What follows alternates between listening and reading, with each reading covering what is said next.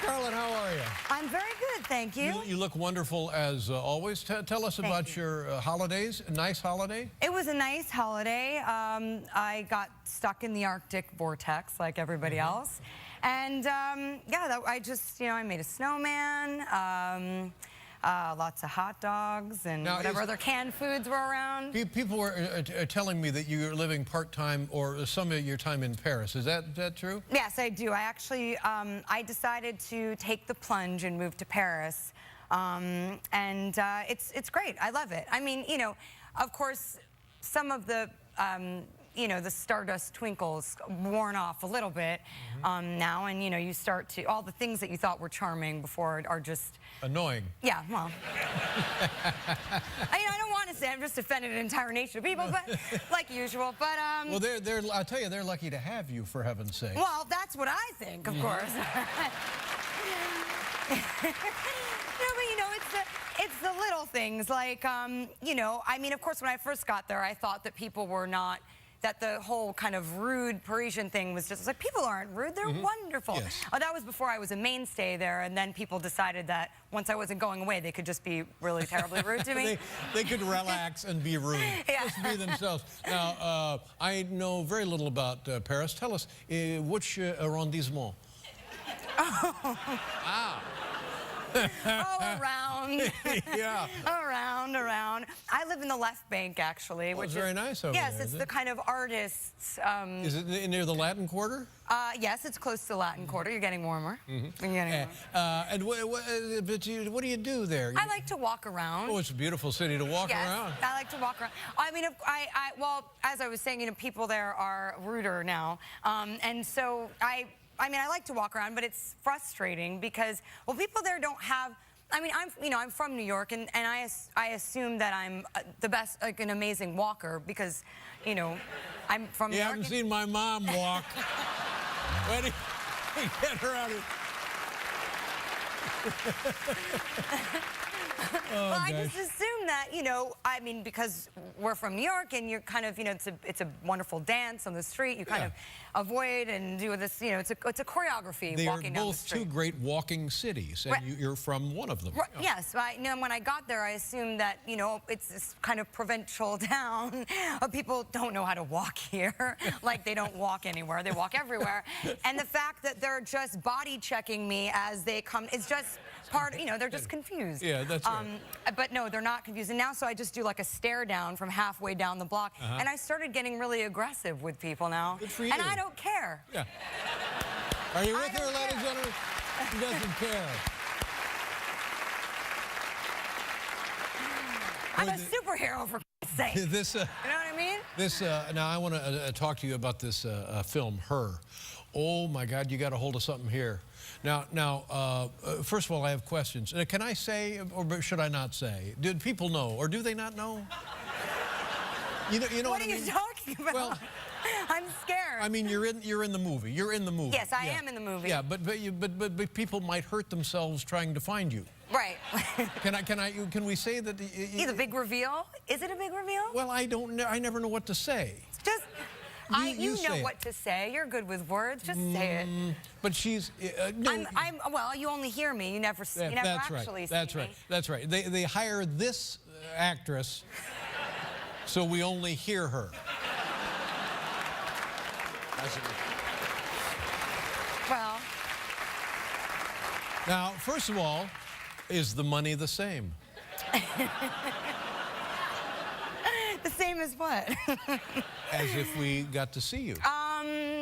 You know what? I'd have to ask my agent about that. Maybe I got cheated out of something. I don't think there's a lot of money in a Spike Jonze movie. You kind of do it for the free food. Now this is first of all, I know nothing about Spike Jonze. Have you worked with him before? I've never worked with him before. I love his work, though. I mean, I've always been a fan of his, and it's a whole new creative process doing what I did, because I did all of my stuff post-production in a studio with Joaquin and with Spike and then sometimes the picture. So I never got to see anybody working on set, really. So right. And one wonders if for an actor that's more a difficult part of the process. But you are actually there with your co-star. Yes. Yes, but in the film, you're not really there with your co-star. You're just listening and talking back and forth. Yeah, it's a different kind of a challenge because I think in some ways you're sort of in a very contained environment, and so everything is heightened in some way, and you're hyper aware of your all your intonation and all this nuance in your vocal performance, and so it's a different kind of a challenge, I think. I'm telling you, the result is amazing, and I don't want to go too much farther down the road here talking about this. The writing of this, what a monumental accomplishment this is, for God's sakes. This is an original screenplay. It's an original screenplay, and it's Spike's first screenplay, and it really is, I think, incredibly touching and poignant, and it I think was as much of a sort of a kind of cathartic experience for him as it was for all of us as actors. I think we all got to really dig deep and kind of go there, you know? And they're promoting the movie as a guy who falls in love with his computer. Well, that's an oversimplification. It really is much, much more than that, but that's how it's being marketed. But you take that idea and you think, well, really, is that more than like an 8-minute sketch, really? An 8-minute skit? But the fact that it sustains for 2 hours, it's just a lovely piece of work. Thank you. I mean, I think because the character, Samantha, that I play, is she's a character that really, well, she says she's growing through her experiences, and so she's evolving, and I think if she didn't have that evolution, it would kind of be this one-note thing. But because she's discovering herself, and Joaquin's character, Theodore, is discovering himself through this relationship with her, and these two characters are really, you know, finding themselves in one another, you know, it can really, it's really quite, like I said, a very poignant love story. Let me ask you another technical question. We have Joaquin Phoenix, and we'll get to that goofball in a minute.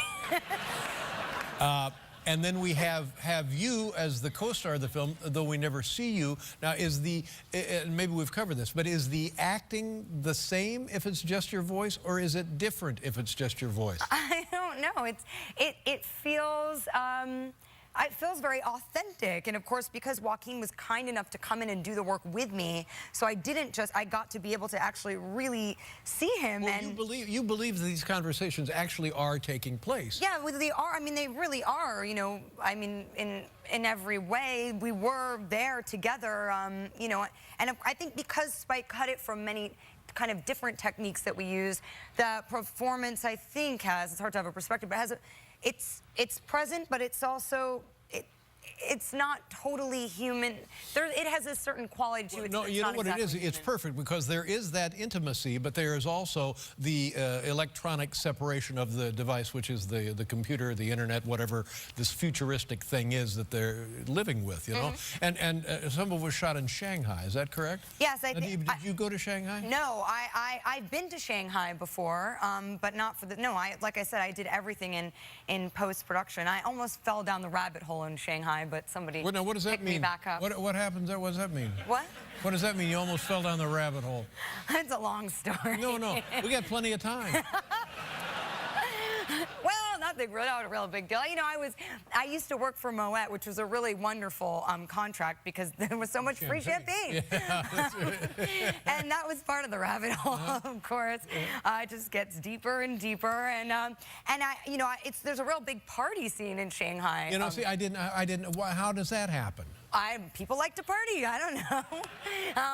I mean, yeah, they're very enthusiastic. Big nightlife there. Lots of like night markets and nightlife and all kinds of music. And you know, I guess one glass of champagne led to another, and I almost fell down the rabbit hole, but somebody caught me. Whoa. Now this sheds a whole new light on Chinese behavior. I thought they were. Honestly, I thought they were commies. You're not allowed to say that. You're not allowed to say that. And that's, to me, then I see Shanghai, and it's like, oh my God, it's the city of the future. I don't want to participate in this conversation.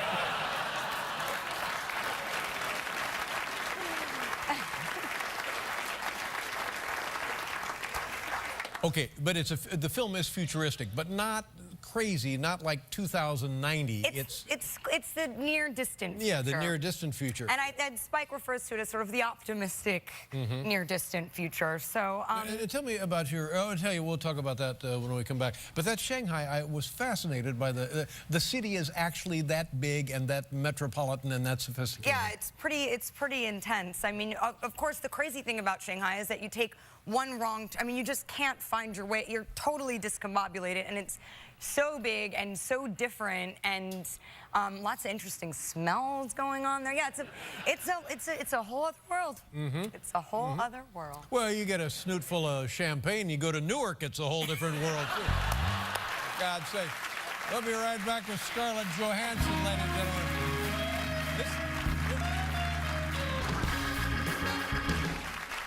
Scarlett Johansson, ladies and gentlemen, and my apologies to China. You're going to hear about that. No, well, let's talk about Joaquin Phoenix. What a guy this is in this movie, and you wouldn't necessarily think he would be in this movie. On the other hand, he's perfect in this movie. He you know is. What I'm saying? You see a real vulnerable part of Joaquin, which is when you know him. I mean, I'd never met him before. I only knew him from your show. Well, yeah. Although I did once, actually that's not true. I did once meet him several years ago in a restaurant, and he had ballpoint pen written all over his hands and face, I remember, and I think he was wearing a suit and tie. He's not like that anymore, though, no. He's much more of a grandma now. I wish I knew him then, actually. Sure, he had the contract with Moet. Is it Moet or Moet? It's Moet. Moet. Yes. But he comes on this show, and we're playing the little practical joke. He's going to leave films and so on and so forth. And then, so he takes they set him down for 2 years and say, okay, you're out of show business. You can't do that. And then he comes back, and he starts doing films, and you really get a sense of quite remarkable actor this guy is. He is. He's an incredibly sensitive, I think hypersensitive person. And when you meet him, you really see that, you know, everything that he is incapable of filtering anything, and so ideas even too, apparently. And he just, you know, all of that comes straight through him, and you know that you see that in person, then you can see that as part of his performance. I think that's what makes him so watchable and enigmatic. The other thing that I noticed during the film is they have, and I guess this is the director's decision, they have chosen futuristic pants. Yes. The men wear pants that are not quite right, and I'm guessing, well, they're not. I mean, I'm correct about that. They're like big diaper pants, kind of. That's right. They're big diaper pants. Hi, I'm Dave Letterman for Big Diaper Pants. Are you like me? Do you always have to go? But it's, well, let's look at a clip here. And then we'll talk more about this. Okay, what is the clip going to be? I believe this clip is that we are at a carnival and we're on a little bit of a date. On a date. Now, keep in mind, this is the disembodied voice of Scarlett Johansson, and she's an operating system. That's correct. And this is now prevalent in American culture, worldwide culture, and they can be friends and company to actual living, breathing humans. Yes, we have instinct. Okay, let's take a look. This is Her. It opens on Friday. See what's happening there? He's falling in love with his OS. What do you, are you working on a movie right now? Well, I have Captain America 2 coming out, and then we're on to do Avengers 2.